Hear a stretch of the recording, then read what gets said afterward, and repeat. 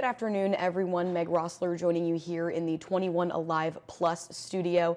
And we're coming on here this afternoon, as we have been all week long, following the Delphi murders trial, giving you the latest updates.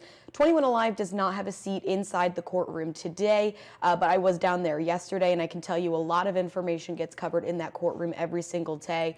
And a very, very big piece of information just came out from some of the notes that we got from reporters who were inside the courtroom today. So the first person who testified today, first and only person actually to my knowledge that testified today, was a firearms expert from Indiana State Police. So that is what we are being told from reporters in the courtroom. It was, let me pull up her name, Melissa Oberg, who is a forensic firearm examiner with Indiana State Police. The first part of her testimony today was talking about you know, how their investigation, when they're looking at firearms and bullets, how they kind of piece those details together. And the big piece of information that we learned is she says she was able to identify the cartridge or bullet that many of you know was found near Abby and Libby's bodies after they were killed. There was a bullet found on the ground. It's been referred to as the magic bullet sometimes by people in court. She says she was able to confirm that that bullet had cycled through the gun that was seized from Richard Allen's home. So that is a lot of information right there. But again, very, very new piece of information that is very important to this case. The conversation of the bullet has been, you know, talked about a lot, and they've always said they were able to match it to the type of gun that was seized from Richard Allen's home. But this piece kind of gives the prosecution a lot stronger of an argument that that was, you know, Richard Allen's gun, Richard Allen's bullet.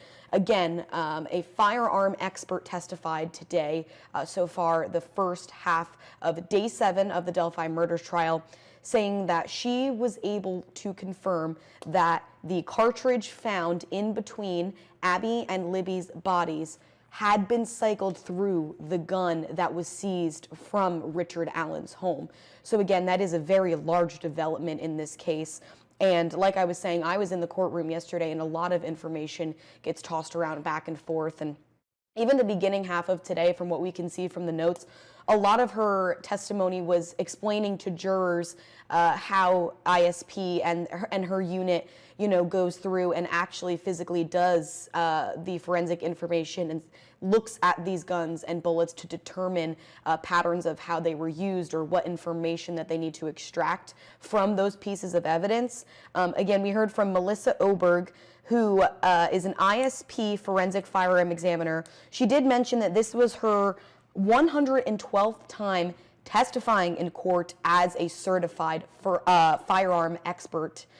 So this is not her first rodeo in court.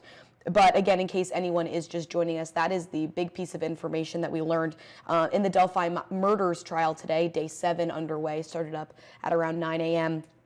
A firearm examiner was able to determine that the cartridge found in between Abby and Libby's bodies had been cycled through the gun seized from Richard Allen's home. I'm gonna pull up some other information right now. I just wanted to get that big piece out of the way. Let me just pull up in my email right now. Sorry about that. Again, like I was saying, we don't have anyone inside the courtroom today, so all of the information that we get is secondhand. It is from people and reporters who were in the courtroom. So I just want to make sure that I have all of it. So we're getting emailed and sent different notes in different parts of court. So from what notes explain is the pictures comparing the marks on the crime scene cartridge were with the rounds that she test fired. So she was explaining how their investigation requires a lot of test firing with the gun using the cartridges that are, you know, being examined, being used in their investigation. She explained that because of the increased pressure with firing around markings would be more distinct. The action of a cartridge coming from a magazine with both the extractor and ejector touching it would be the same whether it's cycled or fired.